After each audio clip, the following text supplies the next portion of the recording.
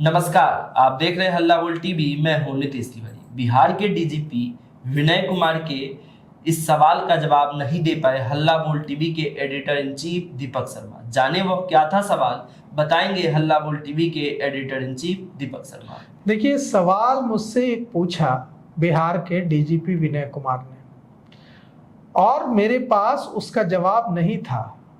मुझे चुप होना पड़ा।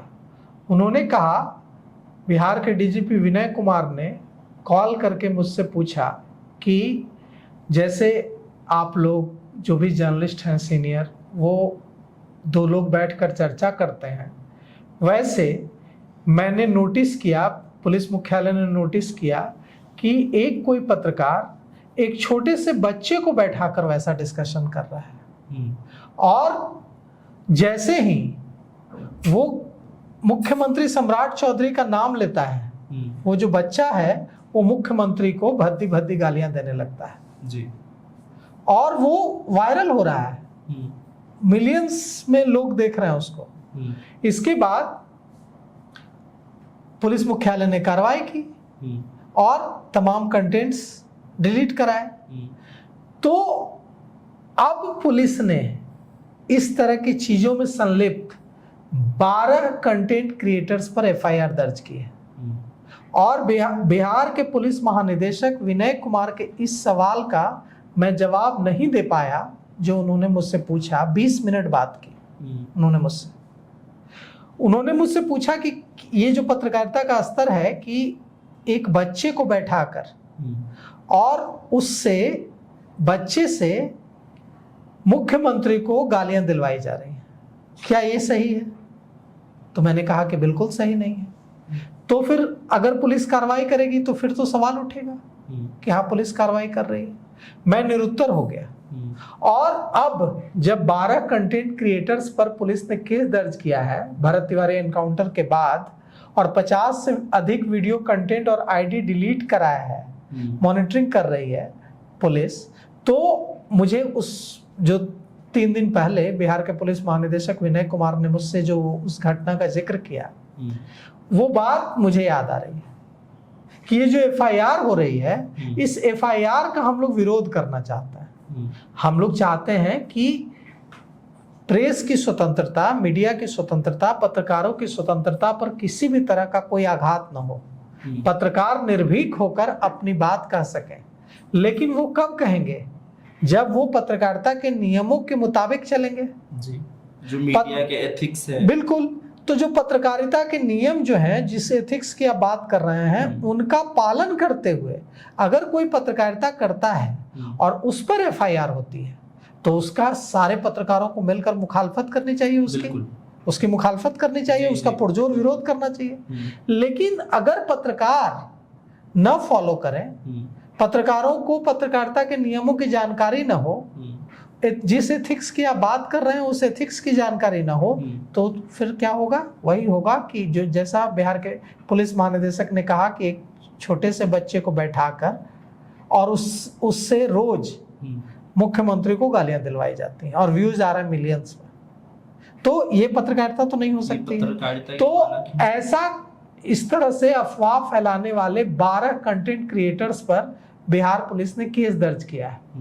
भरत तिवारी एनकाउंटर के बाद यह कार्रवाई की गई है। पुलिस की ओर से 50 से अधिक वीडियो कंटेंट और आईडी को डिलीट कराया है। तो भरत तिवारी एनकाउंटर के बाद सोशल मीडिया में भड़काऊ जो सामग्री है वो प्रसारित करने वाले कंटेंट क्रिएटर्स के खिलाफ बिहार पुलिस ने कार्रवाई तेज कर दी है। और अब तक 12 कंटेंट क्रिएटर्स के खिलाफ पटना साइबर थाने में एफआईआर रजिस्टर की गई है।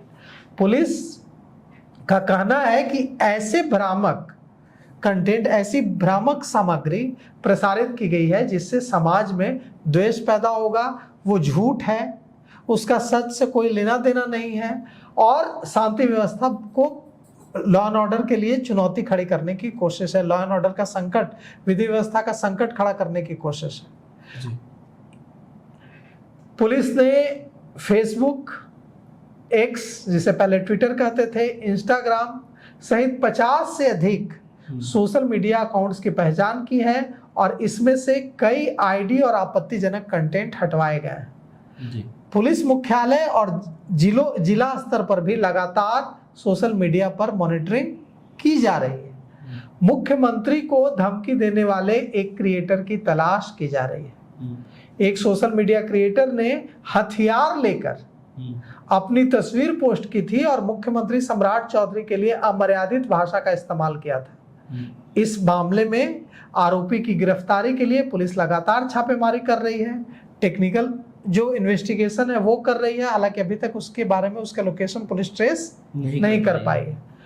अब सवाल यह उठता है कि जिसका जिक्र मैंने किया जी, कि एक छोटे बच्चे से मुख्यमंत्री को गाली दिलवाना, ये कितना सही है? बिल्कुल ये सही नहीं है, बिल्कुल सही नहीं है। वो क्योंकि पूरे प्रदेश के जो है नहीं, किसी मान लीजिए मुख्यमंत्री नहीं है, कोई मंत्री है, विधायक है, कोई भी जनप्रतिनिधि है, कि किसी को आप कैसे ऐसी गालियां दिलवा देंगे? तो पत्रकार एकजुट होकर आवाज उठा सकें, इसलिए इसके लिए ये भी जरूरी है कि हम पत्रकारिता के धर्म का पालन करें। बिल्कुल। अगर हम पत्रकारिता के धर्म का पालन नहीं करेंगे, पत्रकारिता का धर्म क्या है? पत्रकारिता का धर्म है कि तीखी आलोचना कीजिए, कड़ी आलोचना कीजिए, लेकिन शब्दों की मर्यादा, शब्दों की मर्यादा, शब्दों की जो मर्यादा की लक्ष्मण रेखा है उसको कभी नहीं लानी। अभी सोशल मीडिया पर जो चीजें हो रही हैं, जिस तरह से वो जो स्तरहीन चीजें हो रही हैं, उसे देखकर कभी कभी बहुत दुख होता है एक पत्रकार के रूप में। और पुलिस जो इस तरह की कार्रवाई कर रही है, इसकी सख्त जरूरत भी है, क्योंकि अगर इस तरह की कार्रवाई नहीं होगी तो वही होगा कि एक 10-12 साल के बच्चे को बैठाकर उससे मुख्यमंत्री को गालियां दिलवाई जाएंगी और उसको एंकर के रूप में बहाल कर लिया जाएगा। वो रोज आएगा, रोज मुख्यमंत्री को गालियां देगा और उसको मिलियंस में व्यूज आएंगे। तो अगर ऐसी चीजें पत्रकारिता के नाम पर परोसी जाएंगी तो ये तो समाज को करप्ट करने का की कोशिश है। तो निश्चित रूप से अभी एक चीज सामने आई थी कि जब एनकाउंटर हुआ उसके बाद पुलिस टीम पर हमला हुआ।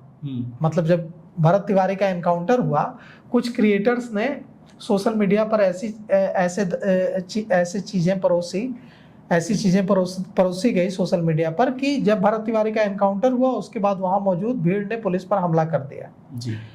मैं गया बिलौटी, मैंने एक 2 बार गया हूं मैंने परिजनों से भी बात की, माता पिता से भी बात की, उन विस्थापितों से भी बात की जो कि वहां रहते हैं और जिनकी लड़ाई लड़ रहे थे भरत तिवारी। किसी ने नहीं ऐसी बात कही कि हाँ हमला हुआ है। अब पुलिस ने इस दावे को गलत बताया है और पुलिस ने इसका खंडन किया है और पुलिस ने लोगों से यह भी अपील की है कि किसी भी तरह की भ्रामक जानकारी को शेयर करने से बचें और जो आधिकारिक स्रोत हैं उससे जो मिली सूचनाएं हैं उस पर ही भरोसा करें।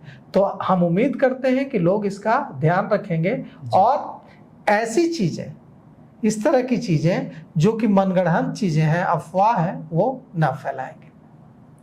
तो आपको ये पूरी जानकारी कैसी लगी हमें कमेंट करके जरूर बताएं। देखते रहिए हल्ला बोल टीवी।